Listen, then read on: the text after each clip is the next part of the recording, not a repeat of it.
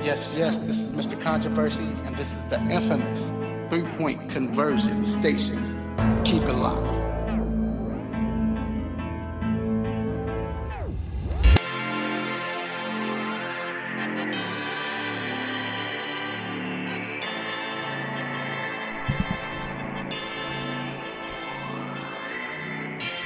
Yes, we are back inside the three-point conversion sports lounge.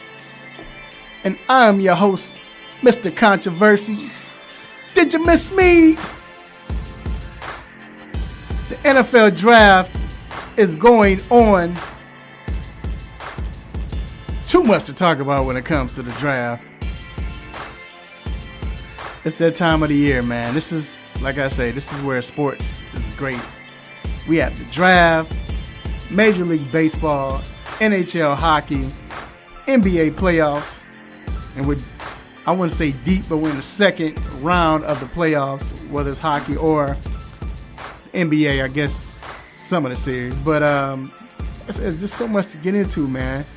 You know, people talking about the NBA draft coming up. It's a lot to get into. But we have it for you. And of course, I am not alone. We have my engineer, he was listed as doubtful, but he came in anyway, playing through the pain. If he was a draft pick, he would have to go high, because that looks good on his resume. My man. Yo. See, same, like nothing changed. And also, I got my partner in crime, a road dog, Mr. D Intellectual. What up, D? What up, dog? How you feeling today? I'm good, man. I'm good. What's up? You there? Yeah. Okay. Yeah, man. I'm good, man. Like I said, it's a lot of stuff to get into, man. It's busy week. Busy week. Whether it's sad or whatever it is, like I said, it's a lot. But we got you covered, man. Like I said, we got the NFL draft to talk about. Definitely. Also, sad situation. I have to talk about this Tyreek Hill, and not necessarily what he did, because it's out there on the speculation and the tape and everything like that, but more so on how it's going to affect Kansas City Chiefs and him going forward, especially the Kansas City Chiefs. Not just affect them, but affect them on not only the play, but just looking at them as a whole. Also, we have a guest, Sean Thomason used to be with Bleacher Report. Now he's with The Score. He's going to be in, and he's going to be talking about the NFL draft and the NFL. And also, we have to talk about Major League Baseball, man. The Braves. I don't know what's going on with the Braves, but it's a lot of action in MLB. Yeah. Teams winning now, players coming up. So that's good. And then we have the NBA playoffs. We have Game 7. The Denver Nuggets are hosting the San Antonio Spurs. But and that's exactly what it seemed like. That's what it seemed like. Like it's the only series that went to 7, and it was interesting, the whole series. But guess what? All of us was doing. Yeah, like who? Like I don't know. It just don't come off like that. I don't know if anybody's actually watching the I don't know, the games, whatever. But either or. Make sure you all, but make sure you all let your family and friends know that we do have coverage, and we are talking. We are on 1100 AM, The Real, WWWE, locally in Atlanta. Also, you can follow us and listen to us watch us on Facebook, on the 3 Point Conversion Facebook page. We're live. What's going on, everyone? Also on YouTube, we are live on the 3 Point Conversion YouTube page. Then we're on iHeartRadio, Radio Now, TuneIn Radio. Just look for 1100 WWWE. And we are there. So it is time to get to these quick hits. Let's get it.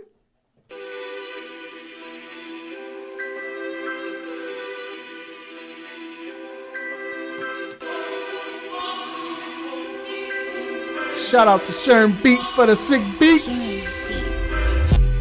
So first off, the Arizona Cardinals finally released, or I shouldn't say released, but traded Josh Rosen. He was traded to the Miami Dolphins for their second round pick and 2020 fifth round pick. D, you don't think this was a good trade, huh, for the Arizona Cardinals? Nah, you get a second round pick and a 2020 fifth round pick for your, what did you pick, 10? Yeah. 9? Somewhere. What is top 10 pick? Yeah, top 10, 7th or something like that. Yeah, nah. Well, I mean, what you think they should have gave him more? Should have got something better. Can I get a first round pick for him? True. Like, this the first round pick. Right.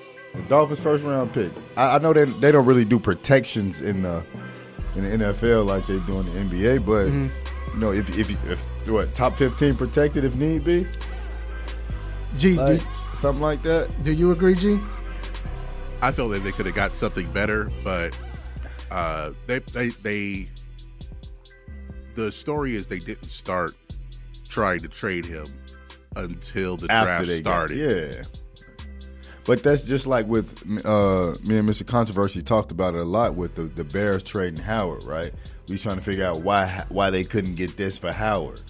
Right? Like when the market is set already, when they know that you don't need this guy, you're not going to do it, guess what they're going to give you?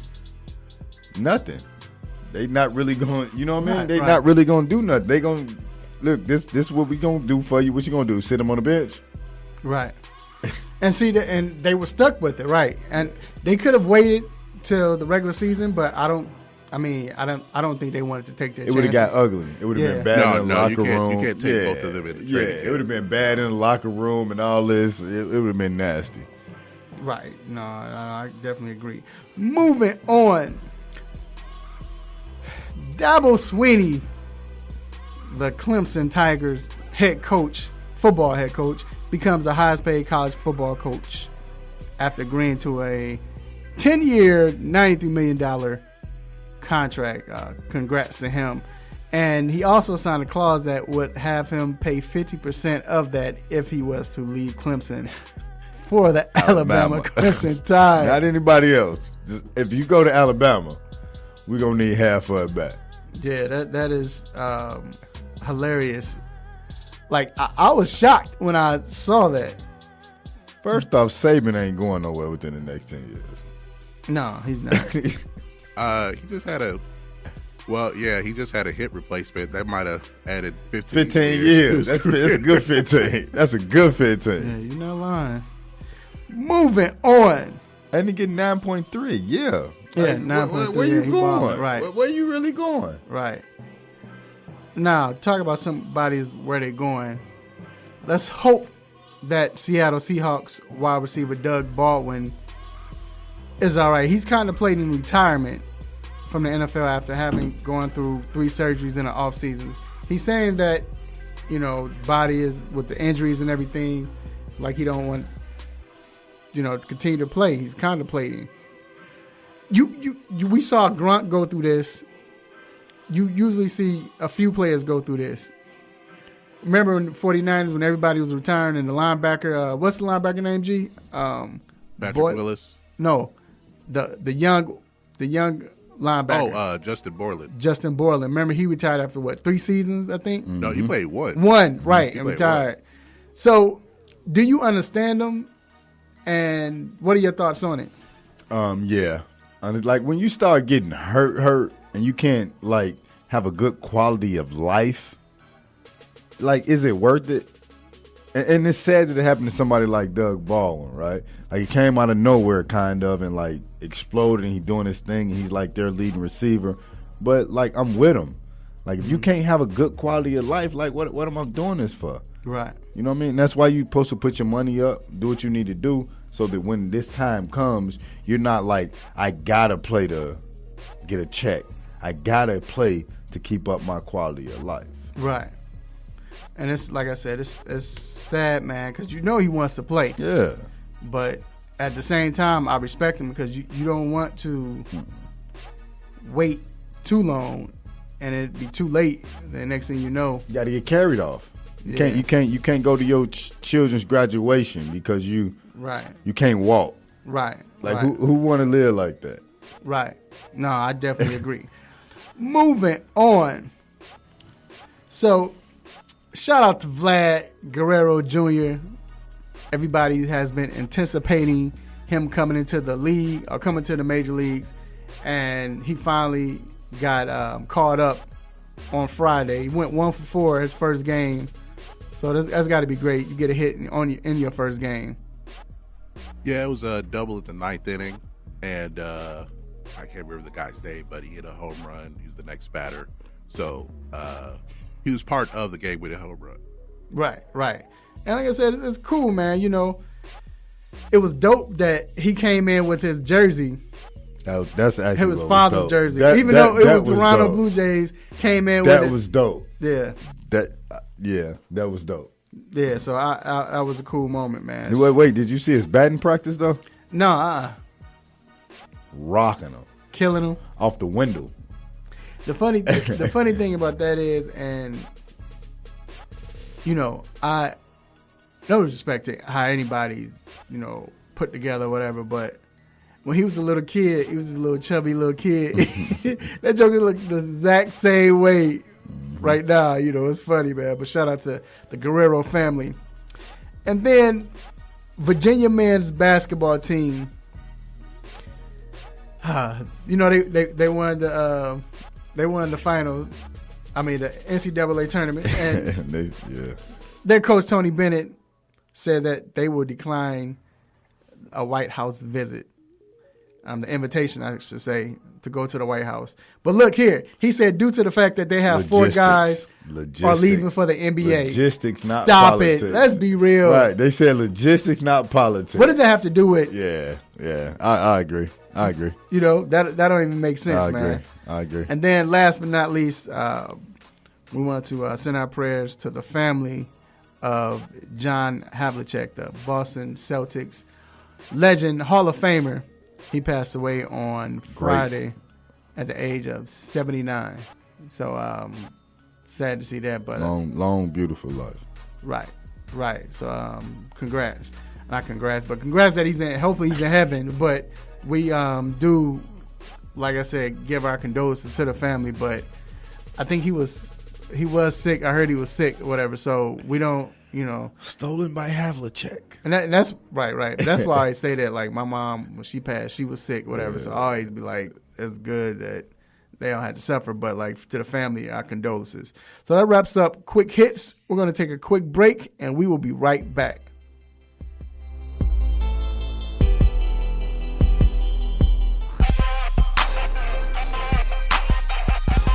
Hey, what's good? It's your boy Nate Burles from the NFL Network and CBS. When the illest to do it. Hey, you listening to the 3-Point Conversion Radio. Don't you go anywhere. It's lit. It's lit.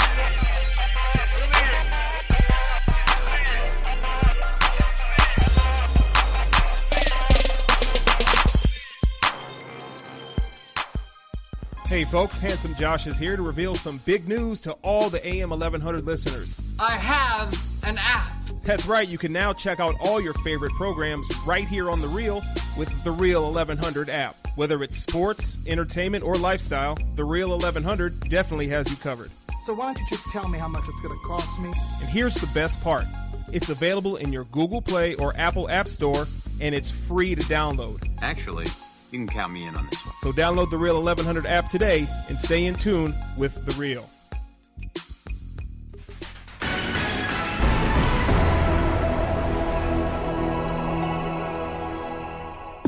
Good morning. This is Greg Hurd with your sports news break.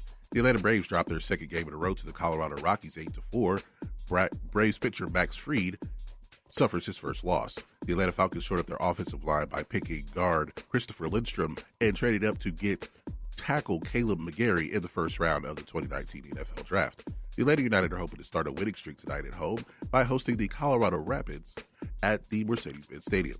In the NBA playoffs last night, the Golden State Warriors advanced to the second round by defeating the LA Clippers 129-110. And tonight, The Nuggets will host the San Antonio Spurs in Game 7, and there will also be Game 1 between the Raptors and the Philadelphia 76ers. So please make sure to follow the 3-Point Conversion for all of your major sports news and updates. It's where fans' opinions matter.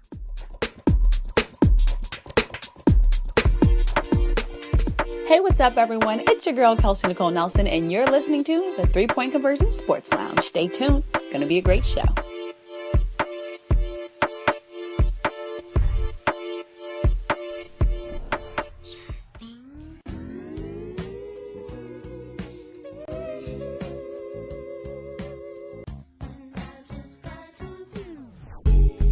Yes, we are back inside the 3-Point Conversion Sports Lounge. I am your host, Mr. Controversy, with my road dog, The Intellectual. Yes. And this next segment, The Hot Topic, is brought to you by Cindy Cutters Barbershop, located on Chapel Hill, 3000 Chapel Hill Road, Douglasville, Georgia, Suite 206. Make sure you check them out. Great barbershop. Follow them. You're gonna get a great cut in there. They're gonna great talk. Good people. Good for the children. Look out for one another. I mean, it's just great, you know. Also, make sure you follow Dwayne Chambers on Instagram, and he is Simha the Barber. It is SIMHATHEBARBER. And also shout out to my man Sean, Barber Sean in the barbershop. I wonder if he's going to that Keith Sweat concert today. You know, Sean kind of old. Sean, you should go check him out. All right, so Keith Sweat concert, huh? All right. So this hot topic, man. Hate to have segments like this, but definitely we have to talk about it. But like I said, we not necessarily talk about the incident, and we're talking about Tyreek Hill, who he got involved. He was dealing with this case with abusing his child. And it's funny, the weird thing about it is, at first they were saying that he wasn't charged. No, even before then, they were saying that he wasn't a suspect in the situation. I think his mom was a suspect in the situation. And then after that, his then all of a sudden he became a suspect. And then finally, after liberating and everything, they said he's not charged. Right after they said he's not charged, he came back and he talked about how, he thanked the coach and everybody, the organization, for sticking with him. Then his audio tape comes out, and now the police case reopened. They reopened. Of course, the NFL into it, and then that's probably why it's reopened. Is because of the NFL. Then once the NFL get their hands on it, right, it changed to a different thing. Right, but yeah, and then when like the Chiefs found out, Chiefs was like, you know what, forget this. Don't come around till we figure out what's happening. Well, and I agree with that. Well, they got to have the same energy. Right, they got the same energy that they had with Kareem Hunt. Yeah, they have to do that. Yeah. So talks are saying that it's legit and everything. The audio tape was legit. So if that's the case, then let's look at it from this standpoint. You look at the Kansas City Chiefs. The Chiefs, now, as you mentioned, it already happened with Kareem Hunt, the situation with Kareem Hunt. And then now you have Tyreek Hill with this situation. And they just brought in Frank Clark. It was a lot of speculation going on with Frank Clark. He had a situation as well. Right. What does it say for their organization right now? Like, how do you look at them when these we understand that people make mistakes. Everybody's not perfect, but at the same time, we're just talking about how the NFL works and how the NFL is, and you bring two young guys, then you have Frank Clark. Like, what does it say about the organization? How is this looked now? So I think it gets bad when the police get involved, right? And what I mean by it is, like, I'm gonna need you to not worry about me whooping my kid at work. You know what I mean? Like, if you my employer, right? Right. Worry about and I know when you're in the NBA, NFL, Major League, you know, when you're in entertainment, right? You know, you have to do a certain thing. You have to put on, anytime that you're doing anything, you're doing it for the brand, whether it's the NFL, whether it's the team, whether it's anything, right? But it's getting bad, and I think that's what's, even with the Adrian Peterson a few years ago, right? When he whooped his kid and he got in trouble for whooping his kid, right? Mm-hmm. Like, so you can't tell me how I'm gonna raise my kid. Mm-hmm. You know what I mean? So I think it gets to that point, right? However, it's certain things that is bad, right? Like if you're really being an abusive person, a horrible person, or you're doing this or doing that. What I mean by it, so some of the things that was said was that he punched his son in the chest, right? So I did that with my nephew and my son growing up. Like, not so first off, when that comes off, you're not punching him like you're punching a grown man, right? Mm-hmm. Like, you're not doing that, but you're also raising men. True. Now, the only thing about that, I hear you, but him being the kid, we don't know. We weren't there, so we don't know how and that's why I said I don't even want to get into that, right? Because that's that's your opinion, and I don't even want to get into that. But how does it look on Kansas City though? Because again, with Kansas City, you can't say what nobody gonna do, right? Like, who knew Kareem Hunt was gonna do that? Who knew that? Now with the Ty Hill thing, because of the previous.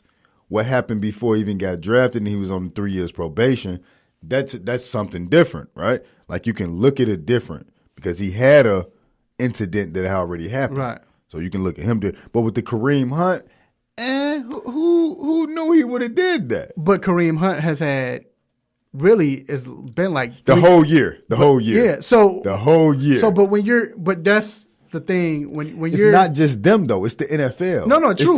But you know what I'm saying is, as an organization, you picked up these three guys.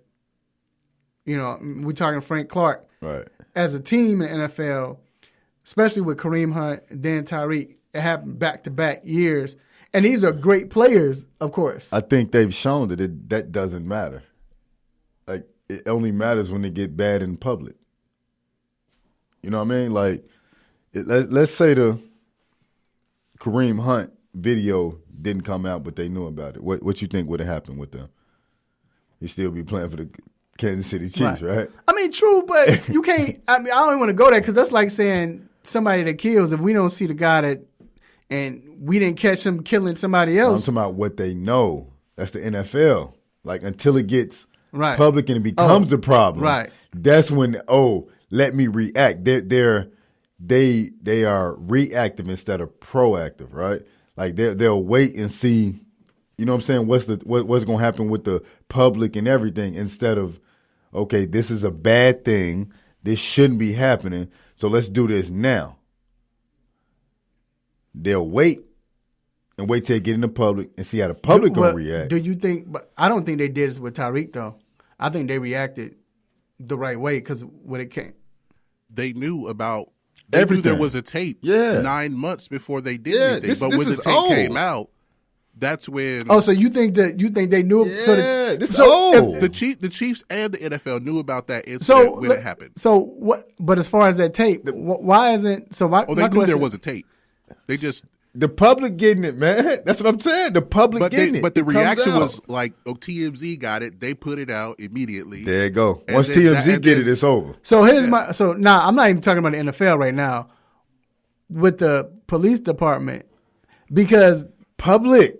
because they open it up. You got to think the police probably had the tape already, right? You They got had to think to. if TMZ got it, right? They had to, So right. they reopened it yesterday. because of all that happened. That's crazy. So, all right. So going back to the Chiefs. So now we have these incidents. They happen. So now when you look at them going forward, do you think this put a bad stain on their team? And Jay, I want you to answer that if you can. Do you think it puts a stain on this organization? I don't think it's going to get talked about very much. That maybe there is some kind of that they're ignoring the character of the players that they bring in. You know, they see the talent and they're trying to win, and they're gonna look the other way on some things.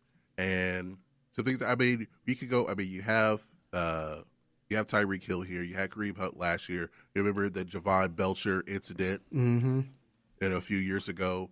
So there may be some things. I don't think it's a pattern, but I think the Chiefs need to pay more attention to who they bring in because there may be some underlying problems that they don't catch, and that should go for every team. Right, and that's what I wanted to say. So is it the Chiefs or is it the league? You know what I mean? Think about the Giants kicker, right? Think about how bad he was. Like Greg Hardy. So, right. Like everybody. Like it's not just this team. Well, I'm not even thinking. I'm not going to say it's just his team. I agree. I think it's the NFL, and we keep it real, and it's not even because, like, I'm picking on them because they should know better. Every team should know better. Right. But we're going with facts. This has happened to the Chiefs twice, 2 years in a row, with two impact players. So the crazy part is that it really isn't 2 years in a row. It's actually happened. Right. But I'm saying even the it tape. came out. How old is this? Yeah. It's old, right? But this I'm is saying an old right. thing. But I'm saying I'm just saying it came out 2 years in a row with Kareem Hunt, and then it comes out with Tyreek, and it's like now as an organization we want to win, baby. But that's it's not just them. Mm-hmm. We want to win. We want to win, baby. But when it get in the public eye and it come out to the public, we got to do what we need to do. And it seems like with the Chiefs, I don't know. It's funny. I guess once it get in the public, it's over with. Yeah, but still, the Chiefs support you. We know that because they supported Kareem Hunt. As long as you say what happened. Yeah, and they're like, we trust you. They trusted him and they trusted Ty. And it's funny because you would think after what happened with Kareem Hunt. Even with the Ty Hill thing, we don't know what he told them because he didn't touch her. No. There's no like so, and that's what even the suspension gonna be. What is it gonna be? Because he threatened, because he hollered, because he said this. What you really? The police don't even have enough evidence to even charge him. No, right. But what I'm saying is, I'm just going off the fact that first it happens with Kareem Hunt. He lied, whatever. It came out he lied. Mm-hmm. But still, even with that delicate situation, you bring in this delicate situation, and the Chiefs still trust it. And that's what I'm saying. Like, it's usually with teams, with organizations, especially with things, when it comes to situations like this, one guy messes up. The organization. Hold on, let me finish. The organization. I'm hearing you. Organization usually like, we're not messing with you, but it was just kind of, I'm not saying shocking, but it's like, it's something to say that the Chiefs still trust their players. And not even, I'm saying on a bad situation, just the fact that they're like, you know what, we still would trust you, just tell us the truth. I got you, but they didn't get burned with Kareem Hunt. So, again, this is old. They did. Yes, they did. No, I'm not saying that. I'm saying they didn't trust T. Hill after Kareem Hunt burnt them. So this was all one thing. What I'm saying, this is 9 months old. No. Right. But what I'm saying is, after it was out in the public. So it came out in the public. But they had already trusted him. So we got to go with you already. You see what I'm saying? So when Kareem Hunt, the thing that everything went down with Kareem Hunt, right? Mm-hmm. So what I'm saying is the Tyreek Hill thing had already happened. No, I know that, but I'm saying it came out in the public a few months ago. So when it came out, I'm just saying the fact that they still were like, you know what, we're not going to say, well, we're going to. And that's what most teams do. I think it's this you know tape. What I'm saying? I think it's this tape. Yeah, but I think it's this tape. Either or, but I'm just saying it just says something about the Kansas City Chiefs as far as the organization.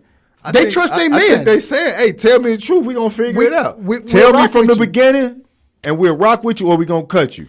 But if you lie and we get to the end, we're going to cut you. So do you think now, so I talked about the stain. Now as far as the NFL concerned, as far as what they would do you think they will monitor the Chiefs even more now, worrying about what's going on? Or even that, do you think players trying to get a contract, do you think free agents and stuff like that, with stuff going on, do you think it could damage your...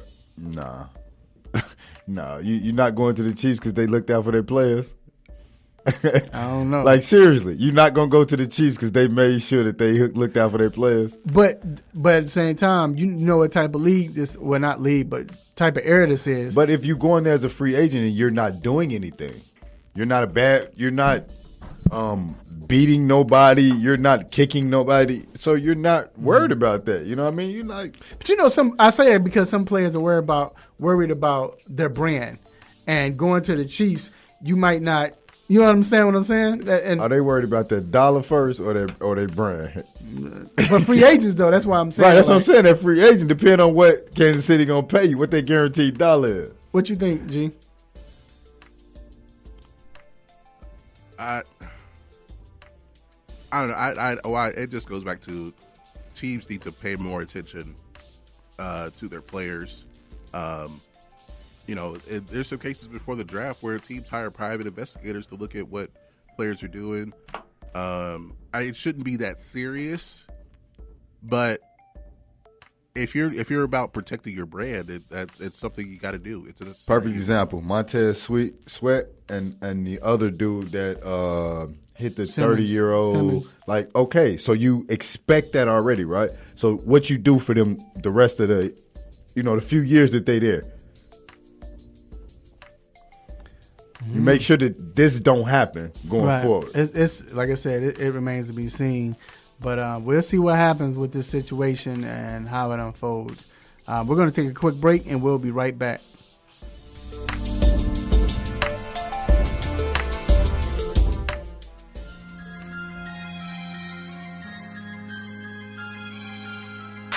I'm Maurice Jones-Drew of the Jacksonville Jaguars and the NFL Network, and you're listening to the 3-Point Conversion. The 3-Point Conversion. The 3-Point Conversion. The 3-Point Conversion.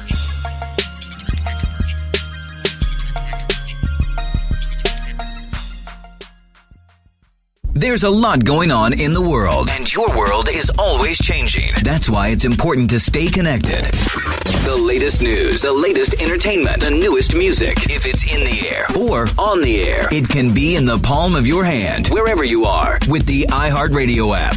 iHeartRadio. Over 1,500 live radio stations from across the country, and over 15 million songs to create your own custom stations. Text IHR to 45495 to download the app or listen at iHeartRadio.com. Standard text and data rates apply. Yo, you chilling with the 3-Point Conversion Sports Line. It's Chad Johnson.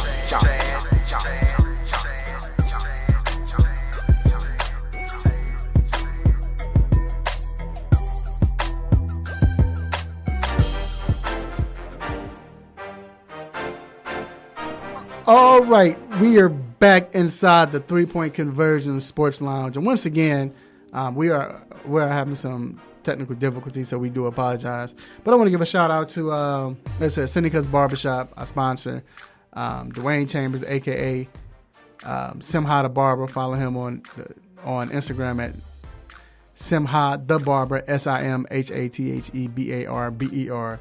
Then I want to give a big shout out to Sean. We call him Uncle Sean. What up, Sean? Doing his work. I wonder if Sean going to that Keith Sweat concert tonight. No, he gonna be there. Probably need to go, sir. Hey, I heard it's get his bag on. I heard it's a good. You make it seem like he wears a one of those matching like the short sleeve shirt and pants with the strappy sandals. I don't know. I don't know if he like him, and he might like him. I know we getting in the draft, and I got a draft outfit to talk about. So I know we get into the draft, and I forgot his name. But when I tell y'all about this suit, you talking about Devin Bush?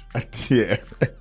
You talking about with the little strap? What? Wait, what? What was that? I ain't gonna lie, though. That was kind of. No, it wasn't. That was kind of. No, it wasn't. Nah. I think it was. I looked at it as like it was hot because it was his old original. Like he. Yeah, I get on original. Talking about the Gordon. That was Gordon Gartrell. So I don't care what it was. The Gordon Gartrell for the Bill Cosby. Yeah. Like it was. He was rocking it. He was rocking it though. I mean, if you put it on, you gotta rock it. He was rocking it. He tried it. That's what he did. He tried it. But yeah, the draft happened last night, and a lot of stuff happened. A lot of good picks, bad picks. First, quickly talk about the Falcons. We're in Atlanta. The Falcons, they picked guard Christopher Lindstrom, I think out of Boston College, their 14th pick. A lot of people were upset because they wanted to bang. Now, my thing is, he's great. He was a beast. I think it was like something like over 330 snaps. 6'4", 308. But it was a big boy. It was 330. 330 snaps. Nope, no sacks. No quarterback didn't get hit. Like 6 hurries. So that was big. But he was one of those guys where you probably could have waited. I think it was a safe pick. Like, let's just go with the safe pick. And G, real quick, do you think there's something wrong with that? Like going with a safe pick in the first round, even though you could have got him. Well, a lot of fans, there's always the question: do you go best player available, or do you go for a need? And I think a lot of fans like to go best player available. Like, it doesn't matter if we need him or not. We know he's good, or we think he's good. But I think teams are more measured than that, to where they have done their research and they think this guy is the guy. Like I talked about on Wednesday, there are a lot of positions that had a deep draft class this year. So it basically comes down to who you like rather than who's the best. It's more who's the best for your team. Right. And then they traded up to get in the first round to get Caleb McGarry Caleb McGarry, another pick. It was like, because then they lose their second, like they don't pick until the 4th round. So they gave up a second and third, I believe. I think they showed you what it was about, protecting their quarterback. Right. Like they've had issues with the last few years with Matt Ryan staying straight up, right? We're talking about Lindstrom. He was a 3rd-team All-American. So we were talking about whether or not best player available or what you need. I think the Falcons went in with a game plan, and they executed on their game plan. Right. They're not worried about what the fans want or this, because the fans want pretty, right? Mm-hmm. But if Matt Ryan able to stand up and throw a football to Julio Jones and we win, then you're going to say in 10 years Lindstrom was an all-pro 6 times. Right. And the funny thing is when it comes to the draft, because we're going to get into some other stuff, other picks, it's like with the draft, the fans are more, I want the big splash. I want to be able to talk about it tomorrow or Monday. Hey, we got this person. He's going to be where I think the general managers and upper management coaches are like, look, this is what we need. And it goes back to what G always asks. Do I go with the best person or a need or what I need? So it's interesting. And then you had some other picks, like who was the shocker so far of the draft? For me, it would have to be Pharrell at number 4 to Oakland. And I'm not saying he wasn't he's not a good player, right? Mm-hmm. So they might see something. He might come up and, do something that we wouldn't expect, right? But you could have traded back and got a few more picks and got him at 15 or, 20, or like his expected draft was 15 to 25. or 20 to 25. It was something crazy. You got him at 4. Like you could have got more. Right. That is interesting because they traded, arguably the best pass rusher in the league to get him. Well, not even to get him. This is their pick. Right? This is their pick. And you could have had a defensive end. Yeah, right. You could have got Josh Allen. You could have anything. And that's why I say to get him because you have the 4th pick. You would think you would go, but this is still a matter of this is the deep defensive line class. So this is the guy they like. And right, maybe they saw something that he fits them. But I just feel like even if you did, nobody was going to get him in the top 10, right? Like, get another pick. You know what I'm saying? The shocker to me was Daniel Jones. I knew that. I knew that was coming. Because, if they're going to draft a quarterback, get him at 17. You could have got him at 17. Could have got him in the 2nd round. No, I think Washington might have moved up to try to. I was reading that Washington wanted to move up to number 3 to get him. Cincinnati was thinking about moving up to get him. There were a few teams that really liked him. So do you think because he was coached by Peyton Manning's and Eli Manning's, you think that had a lot to do with it? Off-season coach? That there's something to that because Odell Beckham was drafted by the Giants because he would catch passes from Eli Manning over the summer season. While he was at LSU.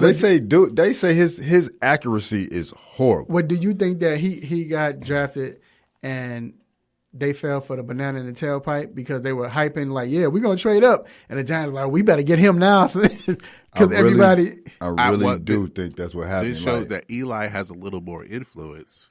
No, it's not Eli. Yeah, it's got to be. No. With Odell Beckham, that was Eli. With Daniel Jones, that was Eli. You know who it was?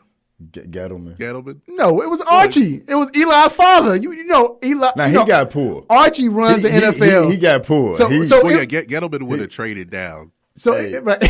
Yeah. But look, 3rd round picks. But look, it was. He got it. But no. Archie. Hey. Wait, it was. He's right. He got his hat caught. He was right in the sense. It was Eli. Eli told his daddy. And then Archie was like, oh, ain't nothing. Made a call. This what we going to do. Look, he didn't say, can y'all get, he said, look, this is what's going to happen. What's going to happen? We're going to be quick with it. You're going to pick Daniel Jones, 3rd round, and I don't want to hear nothing about it. It's going to be it was like, Dad, I think I can play 5 more years. So they should do. Why don't we push him to get a quarterback that I know won't be out for ready for the next 3 years? Yeah. And then you know what Archie did? He cocked his hat to the side and got on the phone and sat back with coffee in his hand and a cigar. What do you think the best pick? The best pick. Let's think about that. What you think, Jay? I like Rashawn Gary going to the Packers. I like and I like them getting a safety as well. They got Darnell Savage from a safety out of Maryland. So them getting at least addressing the defense in a way, but there's still some offensive issues that the Packers will have. But I also like Josh Allen going to the Jaguars. I think the Jaguars, picking, everybody they picked was like. Because they not far off anyway, right? Yeah, they picked according to their style, and everybody fits perfect. It was Josh Allen goes directly with them. It was like Pittsburgh Steelers. You know how the Pittsburgh Steelers always draft for their team, and it always seems like it's the perfect, like they're a Steeler. Like, oh yeah, he was born to be a Steeler. But I'm gonna tell you mine real quick. I think it was Greedy Williams. The fact that the Cleveland Browns was able to get him in the 2nd round. And how many cornerbacks went past him? Like 4 or 5? I think it was like I'm trying to figure out what people been saying. Like what did he was the number 1 rated cornerback, wasn't he? Yeah, I'm wondering if somebody. Well, it was going back and forth. They had Devin Baker, not Devin Baker, but DeAndre Baker. Yeah. But then it was him. But then it was flipping before. I don't know if he said something or did something. I don't know. You know, them interviews, the interviews and all that. But it was something like that with a leak. I don't know, like. My best pick is the Bears getting the second best running back in the third round. Yeah, that was a great pick. Also, he was rated the second best running back in the draft, and everybody knew that the Bears needed a running back, and they got him in the third round at the 87th pick. That's good drafting. Yeah, I thought that was pretty good too.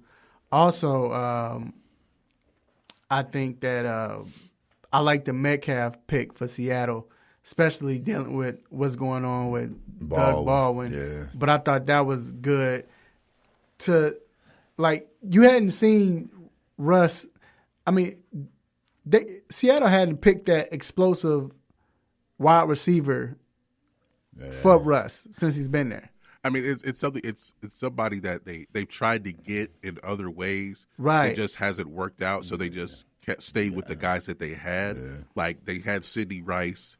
He got injured a lot. Percy Harvin.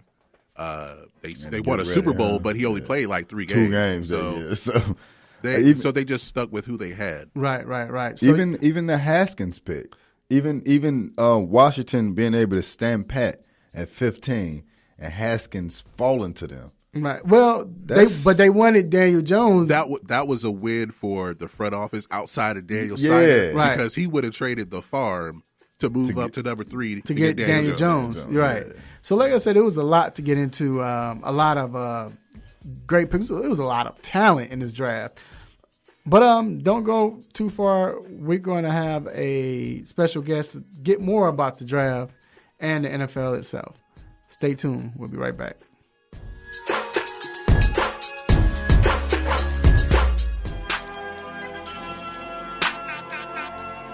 What's up, people? I'm Real Mike Robb, Super Bowl champion of the Seattle Seahawks. You're listening to 3-Point Conversion. Let's get it.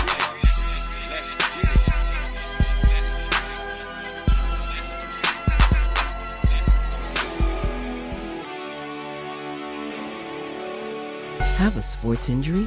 Need to see an orthopedic doctor?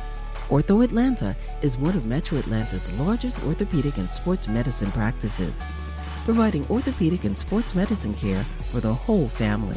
With 37 physicians and 14 offices, the practice provides the highest level of care for injury of muscles, joints, bones, and spine. Ortho Atlanta offers convenient access to a full range of musculoskeletal surgeons and specialists. Ortho Atlanta also offers on-site physical therapy, pain management care, MRI imaging, and workers' compensation care. The Ortho Atlanta surgery centers in Austell and Fayetteville provide cost-effective, same-day surgical procedures in an accredited outpatient center. Hip, knee, shoulder, back pain? Ortho Atlanta has you covered with specialists in all areas. Same-day appointments, orthopedic care for the whole family. Ortho Atlanta, Atlanta's choice for orthopedic and sports medicine care. Learn more at www.orthoatlanta.com.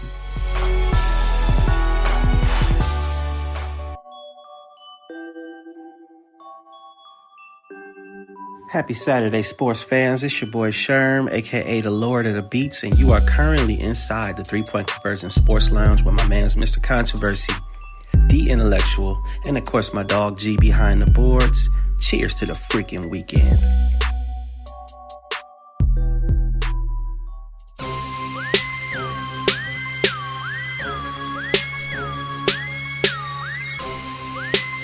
All right, we are back inside the 3-Point Conversion Sports Lounge.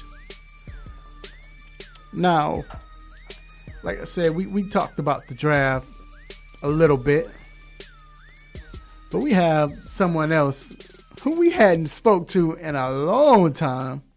This man has been busy raising babies. Okay, I won't say babies, but his son. But anyway, our cousin, Mr. Sean G. Tomlinson. What up, Sean? Yeah, has it been that long? I guess it has, yeah.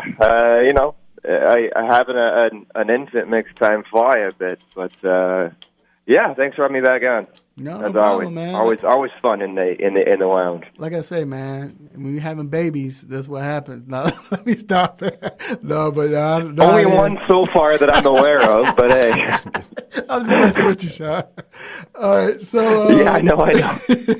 So first, man, we talked about the draft a little bit. We dove into it, But for you, we want to know what team stood out for you when it came to the draft.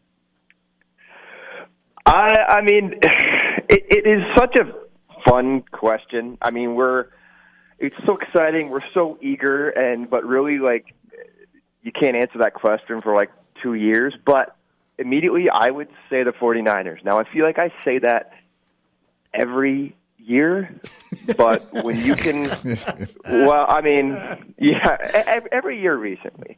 It's been a tough few years since Jim Harbaugh left. Let's face it. But when you can add Nick Bosa and like for their offseason as a whole, you slotted Nick Bosa, you just brought in Dee Ford, and to a line that already included DeForest Buckner, one of the better young interior defensive linemen. Suddenly, that defensive line gets scarier than it already was. And it's a defensive. It's a defense that overall did need some help and got it where it needed it. And then you have a hopefully and probably healthy Jimmy Garoppolo coming back. You put Deebo Samuel with him. I mean, they got weapons in the right places.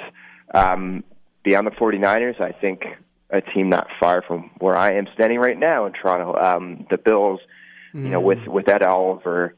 Again, that defense needs some pass rushing help desperately, and he is just a physical freak. Really, he's very, very explosive. Now you always have guys who have some character questions, and he comes with them, but you have to manage that. There's a human element to this game and to managing teams, and I think if he gets in the right spot, and he is, that'll be promising. So. Those are two teams off the top of my head right there that got help in all the right places. With that being said, do you see Daniel Jones becoming what the Giants need at QB? This is going to be a fascinating question because I get it's so fun to watch these viral videos of Giants fans just crying tears into their beers and running out of living rooms and it's amazing to me that people go out, and they're dedicated. They go out and take a train ride to MetLife Stadium, stand in the rain, and anyways. But yeah, I think Dwayne Haskins was, of course, in my opinion, the better pick, the safer pick, the more reliable pick, because he doesn't have the game experience. He didn't start for as long as Jones, sure, but he's in a conference playing that, was much higher competition, much better defenses, and he's a more conventional quarterback in a good way. You can rely on him to stand in the pocket. He has an absolute bazooka for an arm and make all the throws. And we just can't quite say that about Daniel Jones. However, he is more athletic and he can move around a bit more. And as bad as Eli Manning was, the Giants are determined to kind of still start him and maybe go like the Aaron Rodgers light route, and that you have Jones sit and watch and learn. So there's a case to be made, despite the anger out there toward that pick. I just think that for a franchise that hasn't had a lot of success, you should go with the more reliable pick. That's really, to me, sort of where the Aaron Rodgers weight on him argument falls apart, right? At the time when the Packers drafted Aaron Rodgers, they had success, and they had a really good quarterback still in place, or pretty good, right? You could afford to wait 3 years. The Giants have been pretty bad for a while. Let's be honest with ourselves here.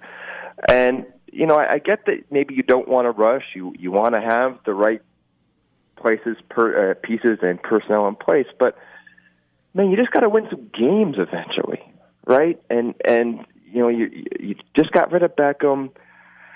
And if you really wanted Jones, you thought he was your guy, I got to think he would have been available, and you could take Josh Allen, who was, He was a great explosive pass rusher. So it's a frustrating pick, but you know what? If Daniel Jones becomes the athlete that we think he might be, at the end of the day, it doesn't matter whether you took him 6 or later on. You know, if he goes and makes us all eat crow, good for him. I just, again, Haskins was safer. All right, and once again, we're here live with Sean G. Tomlinson from The Score. Now, we saw that Rosen got traded to the Miami Dolphins, and, of course, the Arizona Cardinals drafted Kyler Murray. Who do you think will work out better as far as where they are? Who would be the better fit?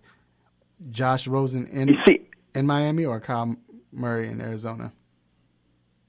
See, answering that, and it implies that we have enough to know about Rosen at the pro level yet. And yes, he started a year, but let's face, he started a year without a whole lot of support for a Cardinals team that was really sort of treading water in place, and immediately changed its coaching staff and was in ruins, really, and is now sort of starting to turn a corner. So, and so I think he was drafted high for a reason a year ago, right?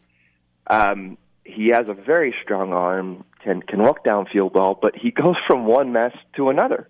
The Dolphins are borderline doing an NBA-style tank, aside from this one very obvious move to get a quarterback. So, again, the arm talent's there. He can make throws to all levels, but the better fit to me is quite clearly Murray.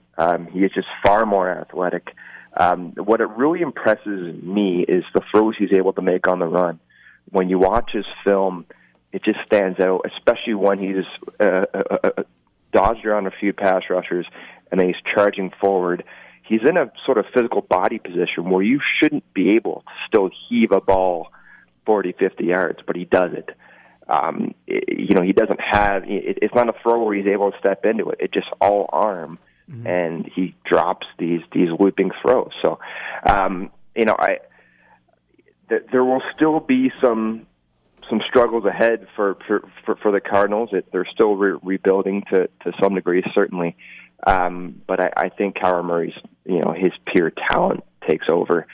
The only question mark, and I hate to go here because I don't think it's as a big a factor as people are making out to be, but the height thing and just the overall body size. Can he take the punishment? I hope that 5-ish years down the line, he doesn't regret his decision to not play baseball for that reason. Yes, there's more money in football immediately, but can he withstand the punishment over a long period of time? That question will need to be answered. Hey, Sean, with Rosen going to Miami and Ryan Fitzpatrick's already there, are we going to see like kind of what we see with Fitzpatrick every year, no matter what quarterback's behind him, to where he's going to play a couple games, throw for about 400 or 500 yards, and then that third game he throws 4 or 5 interceptions, and then Rosen will come in, or will Rosen start week 1? I hope so, because you know what, all of our lads are better with Fitz magic. It's just. And you know what? We laugh, but credit to him that he's carved out this long of a career when he is, and I don't mean this as an insult, he is at best like above average. There's value in being average, especially as a quarterback, because there are just so few average quarterbacks. And he's been able to do what you ask of a backup. Because we all love these Nick Foles stories, right, where you come in and you're the hero.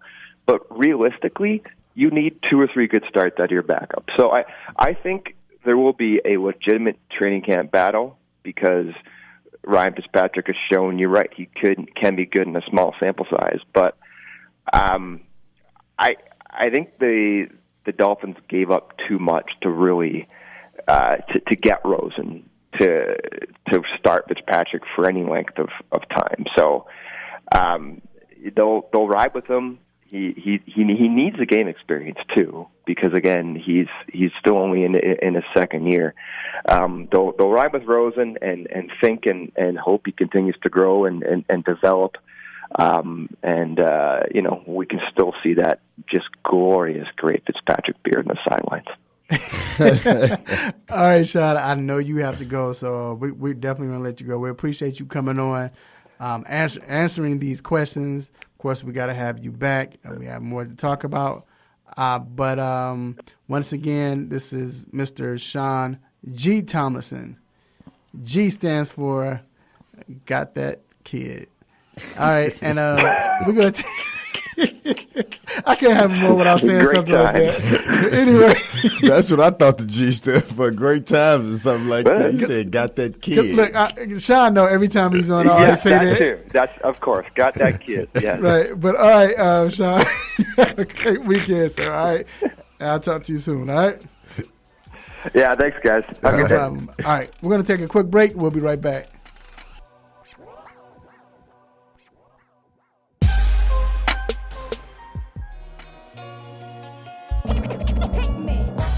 What's happening? It's your man Big T doing big things. Y'all know what it is. ATL Hawks official DJ and Rap City Forever. You're checking out the 3-Point Conversion Radio. You dig?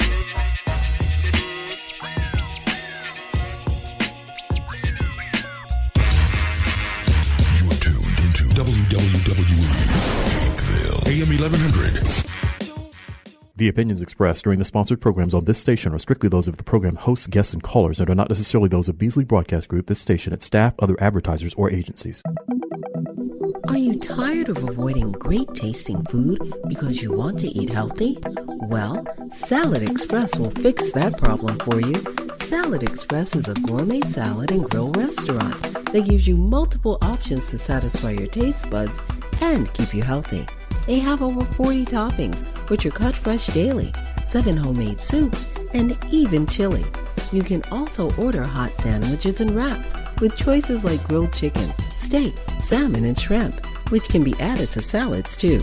So go ahead and visit them today at 1055 Mansell Road, Suite 600, Roswell, Georgia, and 1171 La Vista Road Northeast, Atlanta, Georgia. Call their Roswell location at 770-680-5992 or the La Vista Road location at 404-929-8828. And don't forget to let them know the 3-Point Conversion Sports Lounge sent you.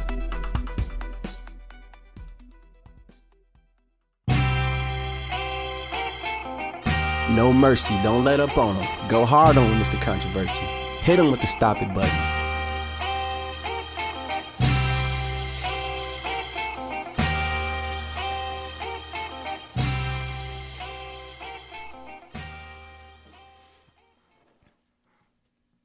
All right, we are back inside the 3-Point Conversion Sports Lounge.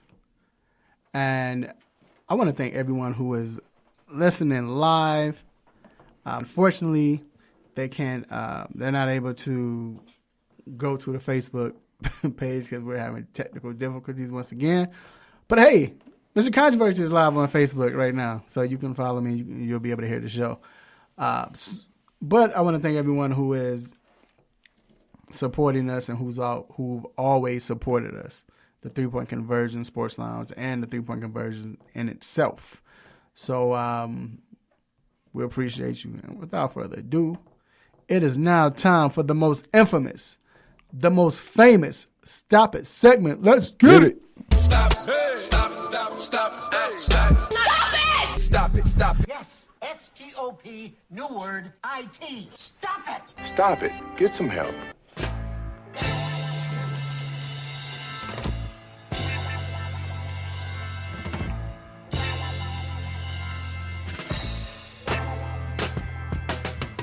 All right, D, it is on you. What is your stop it, sir? So my stop it for this week, I had a few actually, but what I'm gonna do today is I'm gonna have to give my stop it to PG, Paul George, and I rock with him. I like him. And I got to give it to him for him saying Dame's shot was a bad shot. There's been a lot of shots in the NBA that has went down, and there's been a lot of situations that has went down, and everybody gave congratulations to a shot that's been made, right? So Dame took that same shot, the first shot of the series, the very first shot of the series. That's a Dame shot. Dame is 6 for 8 on them shots. Yeah, go ahead, give him the stop it. Stop it. I'm not gonna lie. I understand. I don't think it's a great shot. I think technically it's a bad shot. But like you said, it's a Dame shot. If Curry shoots that shot, you're not gonna say it's a bad shot. It's right. A Curry shot. And then he gets to stop it, like you said, because just congratulate him, man. That's it. That's it. Even if you think it was a bad shot, congratulate him. Because actually, what you did was play the best defense that you could play. Paul George couldn't have did nothing. He jumped before he jumped. Right. So hey. I agree with you, man. All right, G, what's your stop it, sir? All right, excuse the cough drops that I have right now. But Ricola. But mine goes to Seattle Seahawks coach Pete Carroll for do it a little too much. So they did draft DK Metcalf in the second round. And in the pre-draft interview, DK Metcalf walks in with his shirt off. So Pete Carroll also took his shirt off. I knew you was gonna say Stop that. it. Yeah, go ahead. Go on, get to him. You know, Stop it. You know what that remind me of? That is Mike Dicker. Yeah, he got pumped. He got pumped because DK Metcalf. First off, they one is 20, 21, and the other one is what, about 72, 82? Right. So that's like crazy, man. Well, we're gonna stick with the draft. My stop it goes to the San Francisco 49ers. They had T.O. announce a pick for the 49ers. Stop it. Like they need bruh. That. Didn't they kick him out of town? Yeah. Like literally kicked him out of town. And wanted nothing to do with him. Yeah. Now since he's a Hall of Famer, you want something to do with it. Yeah. That's crazy. Give him another one. Yeah, appreciate that. Yeah. All right, so that wraps up our Stop It segment. We're going to take a quick break. That's what y'all on San Francisco. We'll be right back.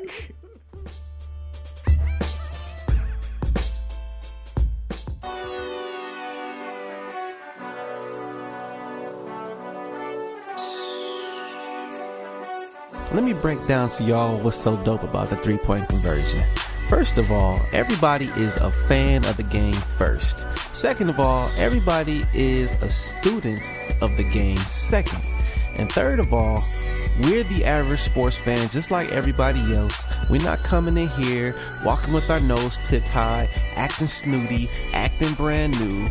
This is a grassroots organization. Bar none. The three-point conversion, where fans' opinions matter. Be sure to visit the website www.the3pointconversion.com. Get your fix, get your articles, multimedia, and everything else that you, as a sports fan, need. So again, the3pointconversion.com. It's where it's at, man, where fans' opinions matter.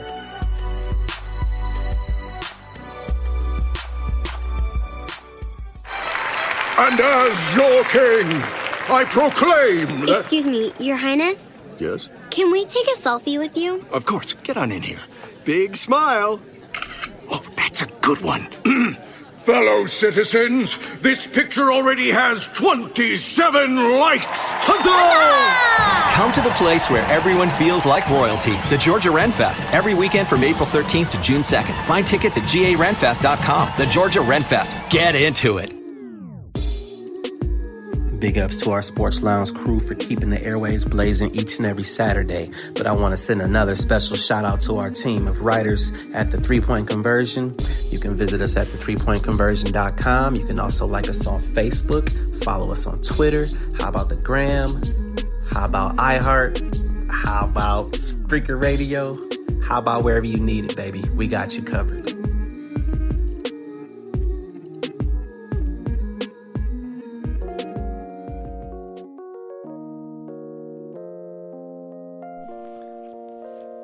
Sherm. All right.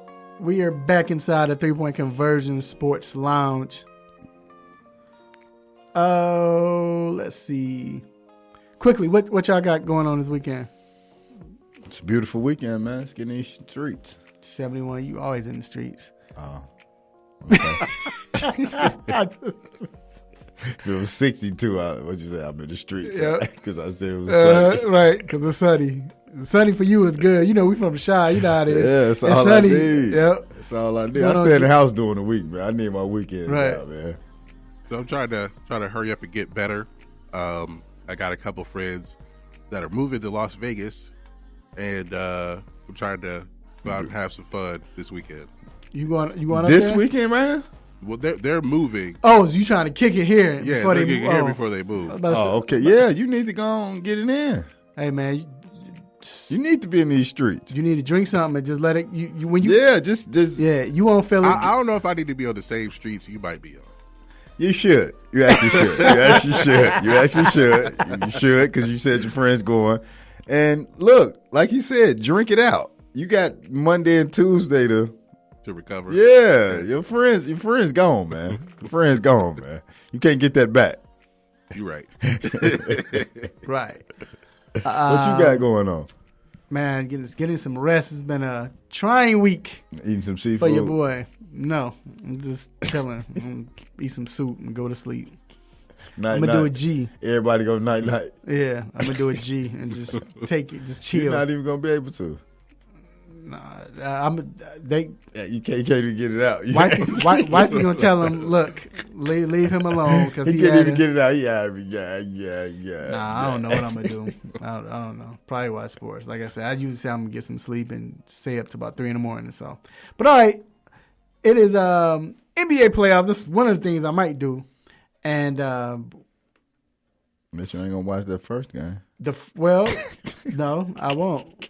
No, I'm gonna try, but just real quick, what? So, with that Denver San Antonio game, like, what are y'all feelings on that? Do you think Denver takes it? I told y'all from the beginning, since we first started, I said I don't believe in Denver. Right? Like that's what my narrative has been the whole time. I still don't, but I do believe it's gonna be a decent game. But I would just believe in San Antonio more. And in Game 7, Denver ain't even make the playoffs last year. Right. Anything can happen. San Antonio, they won Game 1, right, in Denver. So it's not that it's not one of those series where the home team wins every game. Right. Anything can happen. I'm picking San Antonio, and they'll probably win by like 15. Right. I think Denver. I don't know. I mean, it depends on, because coaching is a big factor, but at the same time, adrenaline plays a big part in a game like this. And if Denver is feeling good, because like we talked about the off air, they got like, it remind me of the Hawks of the old days. Like everybody look alike and they play alike for Denver. I feel like everybody is a 2 or 3. Everybody. About 6, shoot 7. threes or slash. They got a little mini fro. Yeah, everybody. With not just the mini fro with the curly thing. The curl. What's the the sponge? The sponge. Everybody uses a sponge and shoot threes and might dunk on you if you run out and guard them on the 3. They might drive through and dunk on you. It's like 6 people on their team that do that. Like 6 people. Yeah, so we'll see what happens. Like I said, hopefully it's a good game. I'll probably watch it. You know what I'm saying? It's Game 7. You can't go wrong. It's probably going to be interesting. It's probably going to be at least for a minute. You know what I'm saying? Like, let's see. Right. We'll see. Yeah. Now, Milwaukee is facing the Boston Celtics. Mm-hmm. Milwaukee Bucks. Now, do you think, because we all know that Boston has been there, mm-hmm. and Milwaukee, this is the first time going to the second round in what? Since 2001. Since Joseph. Oh, okay. I was about to say since Joseph. Married. Not Joseph, but somebody tricked on Jesus and told what happened with Jesus. But anyway. Since he was risen. Right. So. Well, it was Jesus Showsworth. Right. Facts. Real. Facts. Big facts. But Milwaukee, do you think they have enough to beat Boston? I'm not sure that's the question. I think the question may be, do Boston have enough to beat Milwaukee? Like Boston is playing well now. They played against who they just played in their first round? But you can't say that because who they played in the first round? I don't know, but they were better than Milwaukee's opponent. We know that.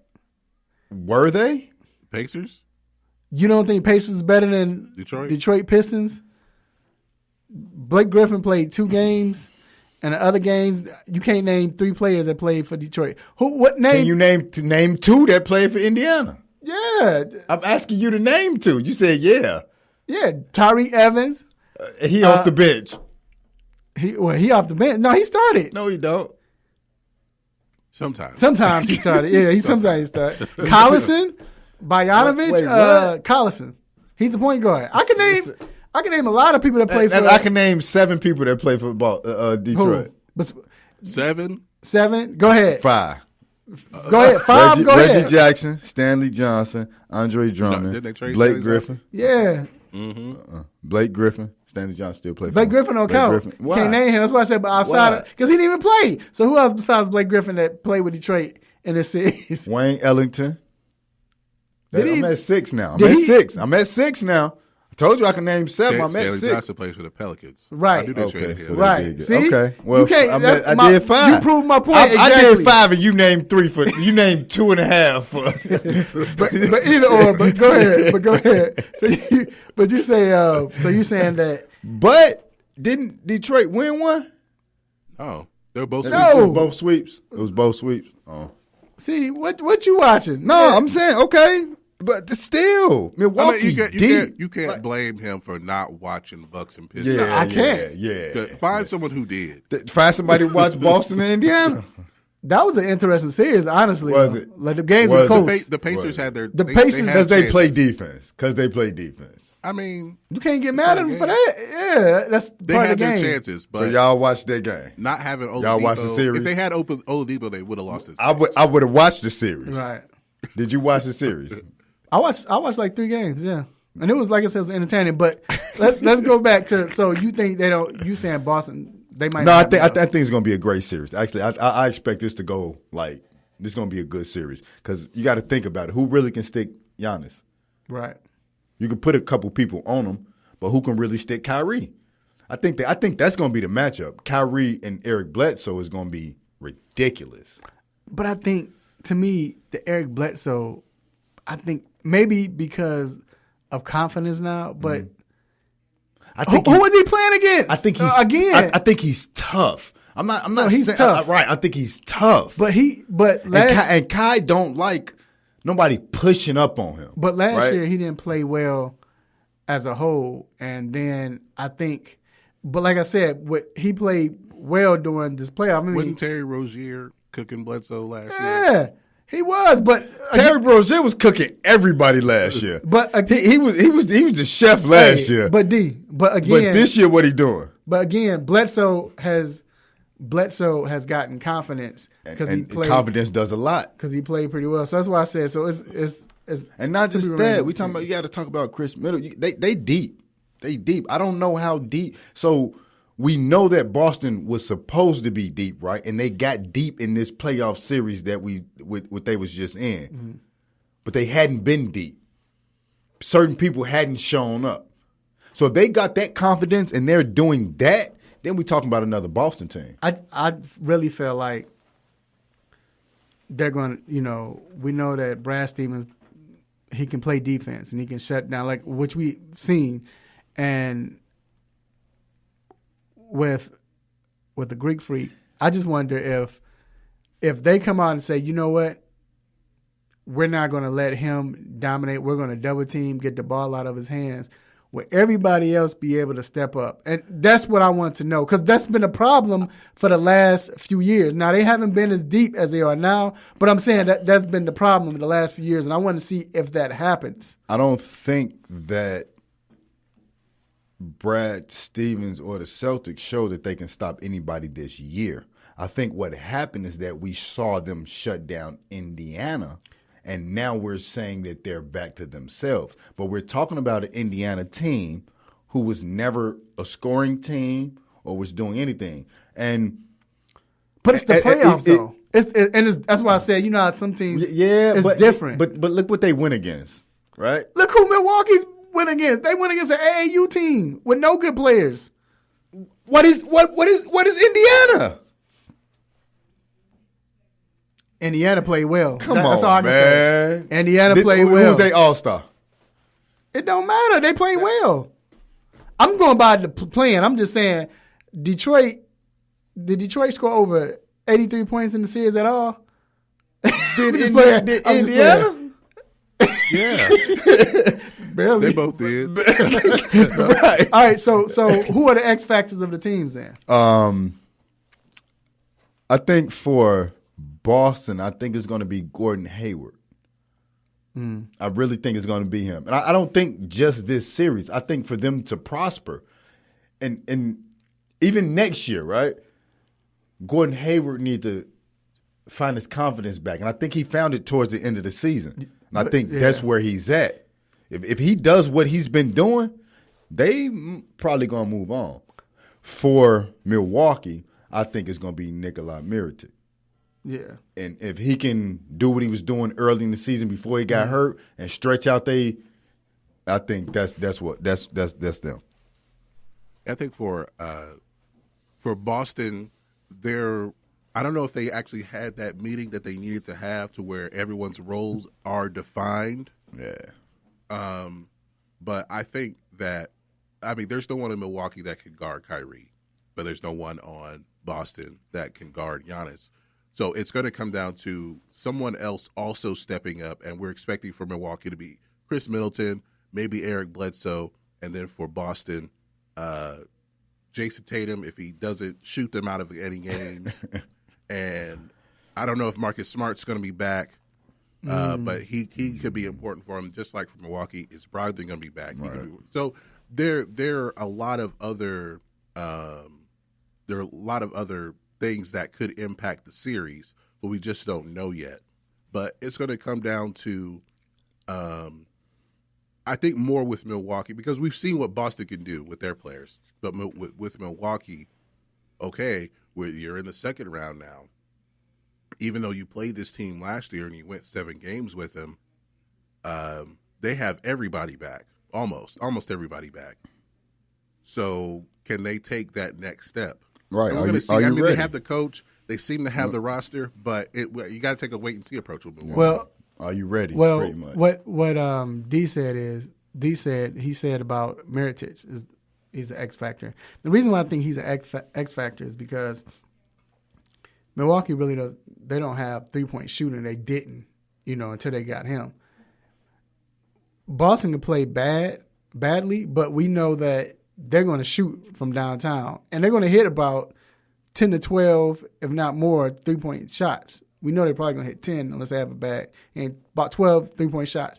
And if Milwaukee is only shooting 6 or 7, Boston's going to win.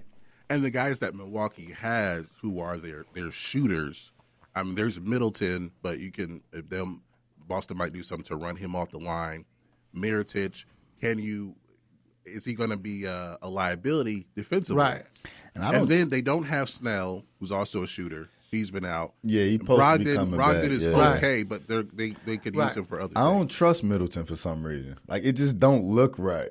Middleton always, and he's always been the one, every playoff series, probably since Giannis been there, he's been the most consistent guy.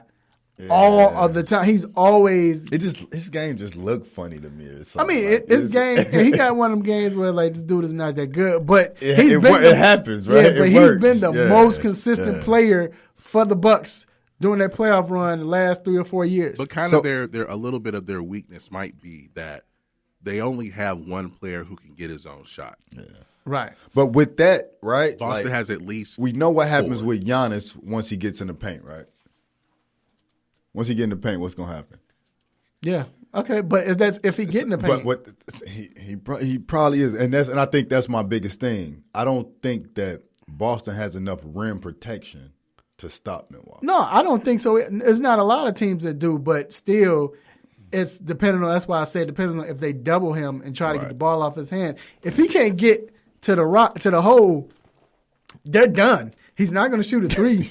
He shot a three in that series, and it was like 3 feet in front of the basket. Get off Giannis. But anyway, get off Giannis. So now the matchup tonight, I think to me that's the most interesting matchup. We have Philly going to Toronto to play them. What is the most intriguing matchup? I'm gonna start with G. What is the most intriguing matchup in that series? Gasol versus Embiid. Anyone who seems to be close to Embiid's size, he may have a problem with. I've said it time and time again. He has nightmares about Horford and Baines, right? And now he's got to deal with Marc Gasol, who I saw a video last night of a breakdown with Gasol guarding Embiid, holds him to about in the 30s shooting from the field when he's guarding him, and he can be physical with him. And will that throw off Embiid? And will that throw off the offense altogether because of the limitations of everyone else on the floor? And he probably shooting more threes, right? Well, not he won't shoot as many threes, even though that will bail out their defense. But he'll probably end up shooting like highly contested mid-range jumpers. Well, you know what? It depends on if, and I'll let you go. Just compounding on that. It depends on if his confidence, and goes back to confidence now, because like he's been in a great rhythm in the playoffs, and Embiid has been. And it even after the bad knee. Yeah, depending on who's guarding him, it don't matter who's guarding him. He's been in a great rhythm. So, but again, we know Gasol is crafty. Who do you think is the most? I want to see the. I want to see. I don't even know if it's going to happen, but I want to see Kawhi and Ben Simmons. Like I want to see Kawhi sticking him. Like that's what I want to see. Like we know he's not going to shoot many threes, but I want to see him like defend him. You know what I mean? Because he can't. If you got a great defender on him, he can't be that playmaker, right? He can't do what he wants to do if he has a 6'7" guy on him with, like with the wingspan and doing all this. So if he can disrupt him and stop what Ben Simmons can do, it disrupts everything Philly can do. Well, that's what I was saying. Shout out to my man H.O. I was on this show Wednesday night, SRT radio show, and that's what I stated, that Kawhi has to guard Ben Simmons, because if they leave Ben Simmons on Lowry, he's going to abuse him in the post. It's murder. But the limitations of Ben Simmons, that might not matter as much. I think it can help though, because so I don't have, if the ball's off of him, I don't have to stay up on him. I can give him room. Because now think about it. Now the help defense is even worse. Think about it. Now when you have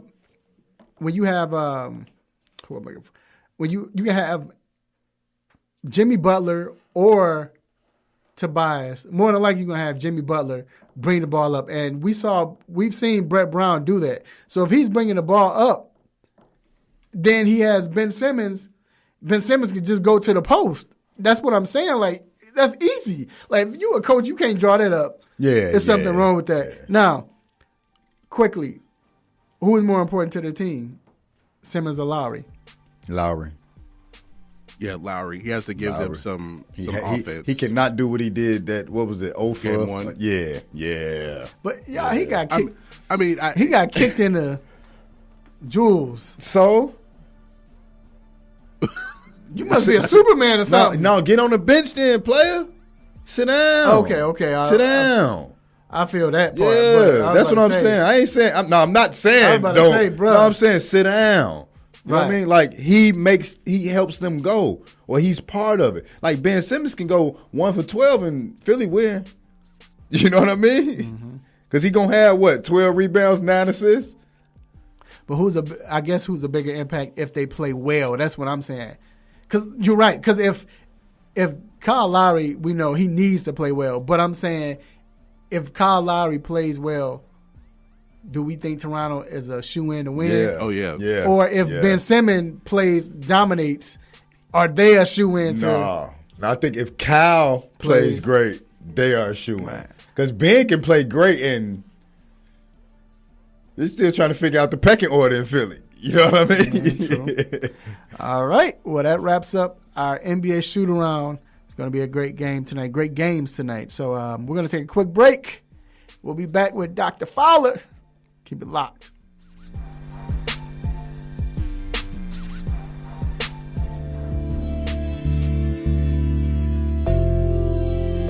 Hey, y'all, it's Channel 2's Taisha Fernandez, and you need to listen to the 3-Point Conversion. 3-Point Conversion. 3-Point Conversion. 3-Point Conversion. 3-Point Conversion. 3-Point Conversion.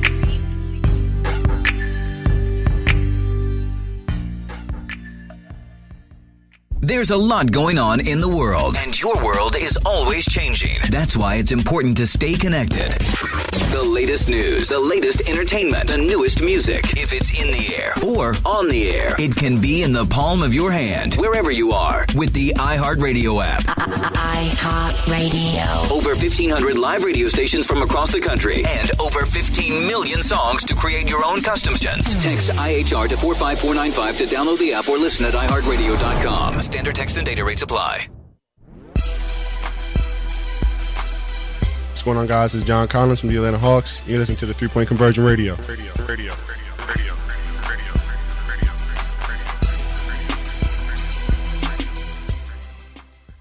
a look.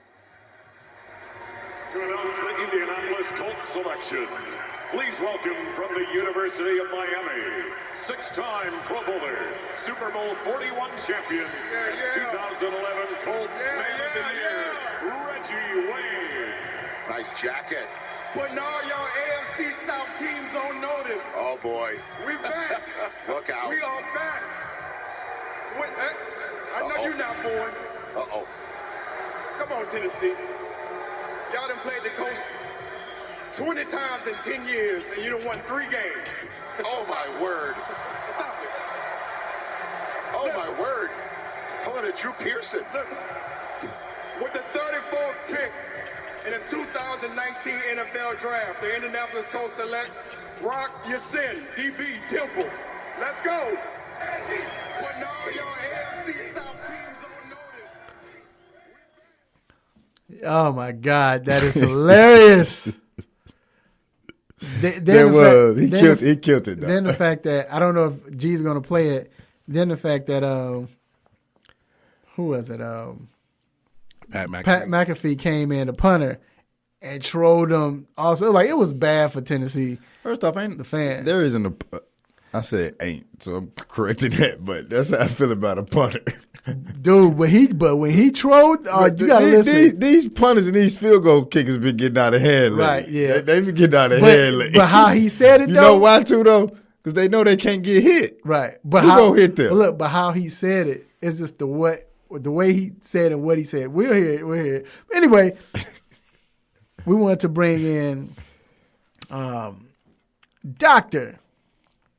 Donald Fowler III from our sponsor, Ortho Atlanta. He's an orthopedic for Ortho Atlanta. What's going on, Doc? What's up, guys? Happy Saturday. Yes, sir. Hey. Happy Saturday. Beautiful day in the A. I want to get right to it, man. I don't know if Dookie got drafted high. What? A Dookie got drafted high. You're not a Duke football fan, are you? It's Duke. It's just Duke. Nah. Yeah, me. Well, I mean, yeah. We talked about this, Raphael. I mean, to be honest, I'm also a Redskins fan. I mean, I'm a DC guy, but yeah, I went to Duke, so I've watched Daniel Jones play. I think he's getting knocked a little harder than people realize because of what was around him at Duke to kind of show off his skill set was certainly lacking compared to most places. But at the same time, I was A-okay with the Giants drafting him and Haskins falling to us. So. Hey, I want to stick with the draft. So Montez Sweat, and it's been a lot going on with him. He was diagnosed with an enlarged heart disorder at the NFL Combine. So he was a guaranteed top pick. Then a lot of teams stayed away from him. Well, speaking of your Washington Redskins, he dropped to the 26th pick to your Redskins. And now the word is that diagnosis was wrong. It was inaccurate. So I guess my question is, at the NFL Combine, it's a lot going on, a lot of doctors, and you've been there, I believe. Can you talk about that process?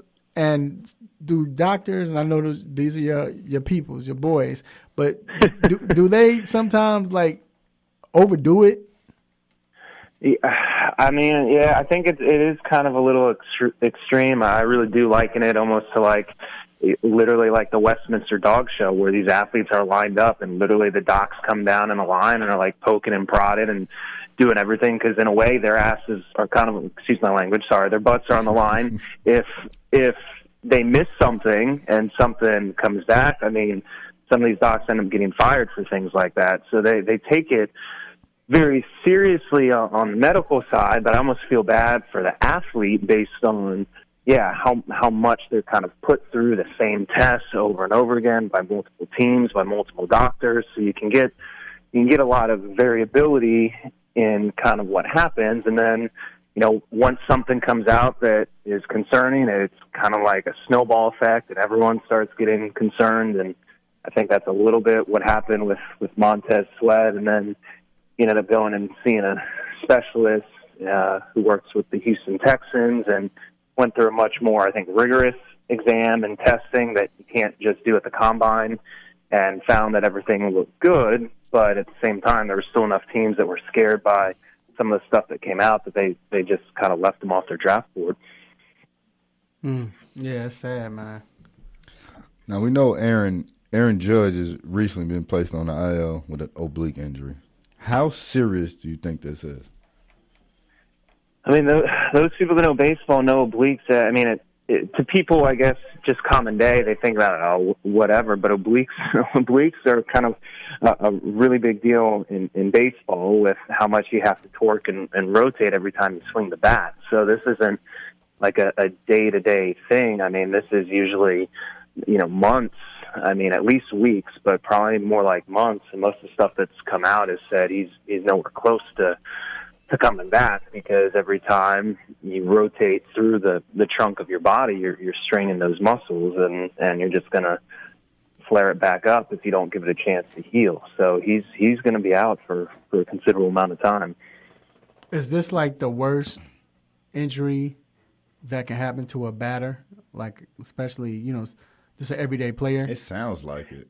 Yeah, I mean, of course, there's crazy things where you get hit by a ball and fracture something, and you have a wrist fracture or something like that. But as far as just like the day-to-day stuff that can happen, compared to calf strain or even hamstring or anything like that, an oblique for a hitter is yes, probably the worst thing you can strain or injure. So, all right, and once again, we're here live with Dr. Donnie Fowler III, orthopedic for Ortho Atlanta, and he is a Duke fan. So, but I don't know what he feels about Daniel Jones. number one recruiting class again. Yeah. Well, we'll see. Right. So now going into the NBA playoffs, we talked about him just a minute ago. Joel Embiid has missed 2 games out of 5 playoff games. Do you feel he can go on like this, knowing this day-to-day injury and knowing his team needs him, especially deep in his playoffs? He's not playing Brooklyn anymore. Yeah, no, I mean, we've talked about Embiid as well. I know, and you don't want to label the guy injury-prone, but he has gone through a lot. The knee has been bulky ever since the All-Star break to a degree. So, again, it's going to need monitoring. It's going to need treatment throughout the series. Like you said, the series are just going to get tougher now that the lower teams are out, so they are going to need him more. So, I mean, I think he's going to be there. He still has been pretty effective, obviously, when he's been in the game, both with points and elbows. But I think I think they just got to be smart with him, kind of trying to watch his minutes, doing all the proper treatment and rehab in between games, and trying to keep him as fresh as possible. So, all right, and we got to ask you this: how do you feel about the Washington Redskins? Like, so, because they made some good picks. Yeah, they wasn't far off anyway. I mean, and it came to them. So, being a Redskins fan on the whole, I'm very pessimistic in general, as you can imagine. The last time we won anything was '92. So, Dan Snyder's not done good things overall for the franchise. We've bungled a ton of, off-season veteran signings over the years in the draft. But I hate to say it. I don't want to jinx it. I feel like they have at least started off right this go around. They didn't trade up for Haskins. He kind of fell into their lap. They saw an opportunity to get an edge rusher who dropped and moved up to see him and grab him. And then they needed help at receiver, and they pick a guy that Haskins, was his top guy or one of his top guys last year. So they already have some chemistry. So I think they're coming along well. They got Landon Collins, who they brought in. They also have Reuben Foster, who was a little bit of a controversy, obviously, but doesn't look like he's going to be suspended. So I'm curious to see how that works out. So they've been making moves. I mean, they need a lot of help, but we'll see how it all comes together. All right, that wraps up Ask a Doc. We definitely appreciate you for coming on, man. We know you have a busy schedule, but always there for us. Appreciate you, sir. You have a great weekend. No problem, guys. Have a great one. All right. We'll be back with MLB talk. What's going on with these Braves? Be right back. Attention, radio station listener. This might make you say, "Oh my God."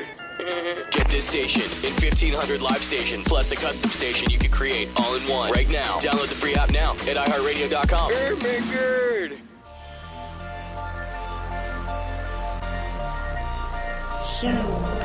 Hi, this is Aditi Kinkabwala with the NFL Network, and you are listening to the 3-Point Conversion.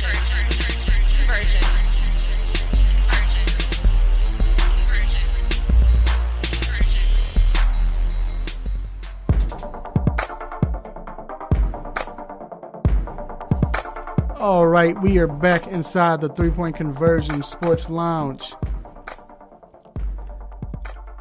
MLB Roundup is, lot of teams are taking different strides right now. That's the funny thing about Major League Baseball, because it is such a long season. It's like you have it where you have your ups and downs a lot of times, and you remember we talked about it. What we kept saying when somebody was starting off slow. What I kept saying, man, it's 162 games in this season. Right. You cannot be 30 games in and talking about, it's open for my team. Like I've seen in the second half a team being 20 games back make the playoffs. Right. And so I'll go through the standings real quick. So the AL East, remember Tampa Bay had a huge lead. They're still in the lead, but they're 5-5 in their last 10. So now the Yankees are 15-11. They're 8-2. Toronto's 12-14. Boston is 11-15. They're only 4 games behind. I'm sorry, 5.5 games behind, right? And Baltimore rounds it out. Now in the Central, Minnesota, they're 14-9. Cleveland is 15-10, so they're basically tied. Mm-hmm. And then Detroit, White Sox, and Kansas City fall in that order. In the AL West, Seattle has a nice lead. They're 18-11. Well, they had a nice lead. Houston is still, the Astros, man. That's one team that's just consistent. But they're 15-11. They're a game and a half back. And then Oakland, Texas, and Los Angeles in that order. We know what Los Angeles is going in. The NL East, go ahead. What you going to say, G? I was looking at the league leaders, and Mike Trout still leads the AL in WAR. Everything. You're going to have to explain that to me, because Yeah, I don't right. Like, how is he because the best player in the league, but the Angels aren't doing anything? If you take him off the team, They'll probably be worse. They're gonna be the worst team in the league. 10 games worse. Okay, They are the so worst team. instead of winning 80 games, they'll win 50 games? Wait, they're the worst team in the league already. So let's say that. Okay, you're right. Right. Yeah, So they're about right. That's what's gonna happen. That's what it is. Instead of winning 80, they're gonna win 50. I don't know why he signed with them for the rest of his life. All right. So the NL Central, the Cardinals are 15-10. Milwaukee is 14-13, and the Cubs are 12-12. And so St. Louis has a 2-game lead on the Bucks and a 2.5-game lead on the Cubs. Then Pittsburgh, they're 12-12 also, and Cincinnati's 11-14. So that's evenly tight. You know. Yeah, but look at that run differential, which is real big. Milwaukee is -6. Cubs plus 17. That's St. crazy, Louis plus isn't 22. it? Yeah, But I let changed you the know game. both. Yeah, Right, it's gonna catch up. It's going to catch up. You know, eventually your pitching got to be right. You know what I mean? Right. With the National League West, Dodgers 17-11. The Diamondbacks are 16-11. San Diego is 15-11. Wow. And Rockies and San Francisco fall in that order.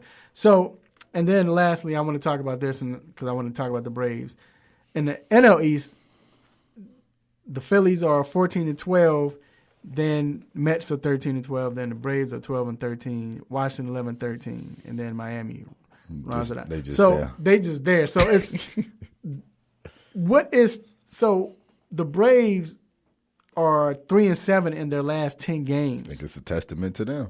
The crazy part is they haven't fell behind because everybody else is every other team in that division is 4-6 in their last 10 games. A game and a half. That's nothing. Like you say, the last 10, they're 3-7. Everybody else 4-6. So that's what I'm saying, right? You haven't gained no ground on me. It looks like it's going to be a slugfest for the rest of the season. Yep. They had an opportunity though. Let's say they went 7-3.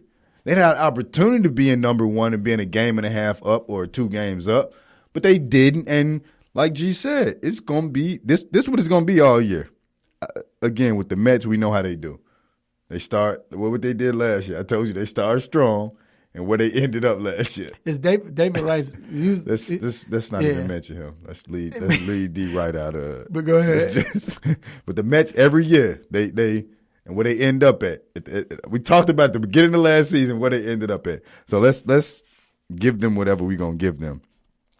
Washington, they usually right there. So I think between Philly, Atlanta, and Washington, it's going to be figured out. But what if Philly and Washington got to play each other to get in the playoffs? Yeah. It's going to be a Bryce Harper reunion, huh? Right. And, yeah, that'd be interesting. The Braves, like I said, they're a little concerned, as far as the way they're playing, as far as pitching, because the bats are starting to warm up, it seems like. But speaking of Bryce Harper, how do you feel about what happened this week? He got kicked out of the game for arguing. Oh, yeah, for arguing, right. He was in the dugout. It wasn't his pitch, and Arrieta called him out about it. Yeah, they should. Yeah, and I need you out here. Right, and to me, I think that was a call out just to say, okay, you making this loop, but it doesn't matter. We're still a team. It was good to have a veteran. And it was big on what Arrieta was saying.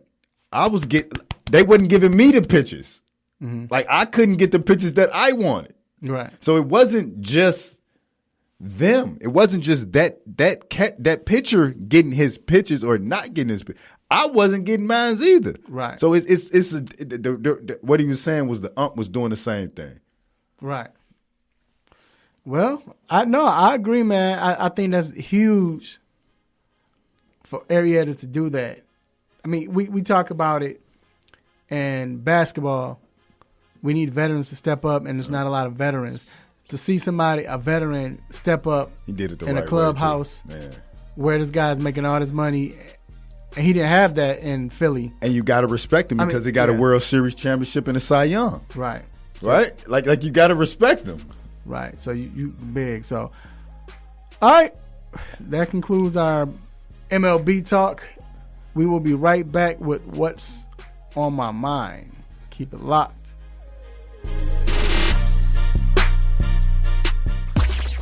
What's good, family? I'm Marlon Sucker Free Jones, a Sucker Free Life double LC, and I'm locked in every Saturday to the best sports show on the planet, the 3-point conversion, with no team or no players off limits. So let's talk sports, the best of the best, the worst of the worst, and everything in between. Can you dig that?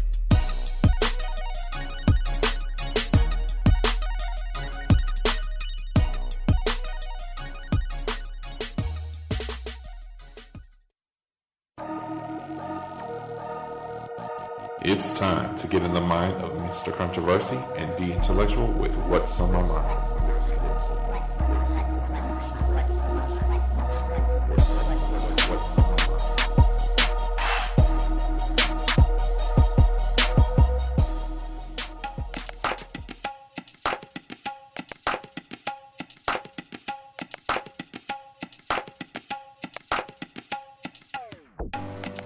All right, we are back inside the 3-Point Conversion Sports Lounge. And this next segment, What's on My Mind, is brought to you by Sucker Free Life LLC. Make sure you live your truth for the world to see, because everyone can be sucker free. Make sure you purchase your apparel today on Facebook.com/Sucker Free Life LLC. Now, this segment is What's on My Mind. This is where we like to get stuff off our chests, talk about what is going on, what we don't understand, what we like, what we don't like, or just something crazy. Depends. All right, just make this quick. What's on my mind is I like how, first of all, Chicago was having a snowstorm. It's in May. What is it? It's basically in May. I wish I could talk about that. Like, it's gonna snow all day too. It's not like that's crazy. That's what's on my mind. That's crazy. But no. So Nick Bosa was drafted and number 2, and they, with ESPN, the 4-letter network, they came out and they were like, they made sure that no one mentioned what, about his tweets. Nothing was said about his tweets at all. And when I say about his tweets, he talked about, and I don't even think it was that bogus to try to remove it, but basically he talked, it was like, I don't like him, but I'm just saying, like, I don't think it was worth let's hurt him moving. But he talked about how he, represent the president. I guess that is. But he talked about how he represents the president, and he talked about Cap, how he didn't like what Cap doing and everything like that. And I think that has something to do with the fact as far as him going to 49ers. I think that's what it really was about. But either or, nothing was said. Shout out to the homie Nashina Quick from Quick Out the Blocks. She came out and she asked him about that. And when she asked him about that, he became became Gregory Hines, and he tapped around it a little bit, whatever. But either or, nobody asked him, but she did. Shout out, I got video, whatever. All right, move forward. Then my man, Jonathan Simmons, right? Mm-hmm. Jonathan Simmons.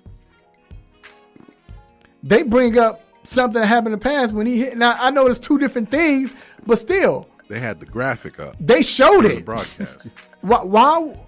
And again, there you have it. This stuff is not going away. You know what I'm saying? It's still black and white. That's what it is. A lot of people don't like to talk about it. But on this show, we tell the truth and shame the devil. That's bogus. This is with sports, you want to hire this guy, we're not saying anything, but nah, this guy, we can't.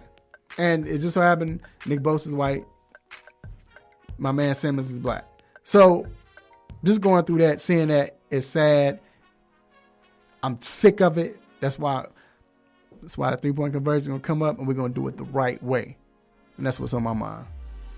Yeah, I agree with you because, excuse me, had it been a different flavor, he probably would have got dropped from the 2nd pick to the 4th round if he would have got drafted. But, It is what it is. So what's on my mind today is Russell Westbrook. Everybody been a little sideways about what's been going on with him and whether or not his triple doubles were anything or whether his triple doubles meant anything. If I'm not mistaken, his triple double, the Thunder record with him having triple doubles, it was 110 and 28. Mm-hmm. And in the playoffs, give Dame his props for that shot. That made him 5-5. So I don't want to hear that his triple doubles don't mean anything. I don't want to hear that he's a ball hog because I don't think he's a ball hog. I think he's a poor decision maker more than anything. He's not a ball hog. He wants to win and he goes hard, but he doesn't make the correct decisions in particular times. And his competitive nature is what goes to that. But as far as his triple doubles not meaning anything, or they don't turn into anything, because I hear it a lot, right? Like a lot of sports analysts, they his triple doubles does this, and if he get the triple double, he shot 3 for 13, but he got the triple double, but his triple double record is 110 and 28. Like what? I mean, like that means his triple doubles mean something. That's what's on my mind. Real Get quick, off Russ back. This is crazy that his triple double record is 110 and 28. Forget the wins. This joker had 138 triple doubles. Right? You can compare his wins. Right. He got 2 season worth a triple double. That's crazy. But then too, you can play the music, G. I don't understand how people say it doesn't mean anything. I understand the rebounds, but how can it not mean anything when assist helps you get baskets? So now what they do sometimes, they say his rebound and he run up the court. His basket, his passing, he make the assist. 110 and 28. Like that should do everything, right? Yeah, I don't get it. So all right, you hear this music, you already know what it means, and it means it's time to let you go. But before we let you go, we have some shout outs and you might be a part of it. First, I want to give a shout out to Almighty God for giving me this platform to do what I do, say what I say. Keep up the 3-point conversion, and it makes you happy, mad, sad, want to give me the stop it button. I'm just glad that you have feelings about what I say, and I appreciate you, God. Also, I want to thank you, Raphael. Also, I want to thank our sponsors, Seneca's Barbershop, Sucker Free Life LLC, Salad Express, and Ortho Atlanta. And I want to thank my engineer, G, and of course, my road dog, The Intellectual. Yes. This was a great show. I want to thank everybody that's always listening. Again, we got many friends, family, and everything that listen to our show every week. We appreciate y'all. Again, thanks for being here, listening to us wherever you listen to us, on the podcast, on the show, on the radio station, on Facebook, on wherever you see us at. We appreciate y'all for being there. Again, thanks. All right, and I want to give a special shout out to my family, my friends, beautiful wife, all my family. We don't have much time, but y'all know I love y'all. Also, a shout out to Detroit Lions for picking that tight end. And also, I want to say, make sure you love family. Make sure you eat well, eat good. Have a great time this weekend. It's beautiful wherever you are except for Chicago. Yes, stay safe. Don't get in an accident. How's it snowing? Right. Make sure you follow sports all weekend. You still have the draft, NBA playoffs, NHL playoffs, MLB, and so much more. Kids, games, and all of that. But anyway, same time, same show. Next week, same crazy host, same sports nonsense. Again, let him know. Thank Detroit for that tight end. And will you miss me? Peace. Peace. You just got done listening to the 3-Point Conversion Sports Lounge. Be sure to follow us on our Instagram, Twitter, and Facebook accounts at the 3-Point Conversion.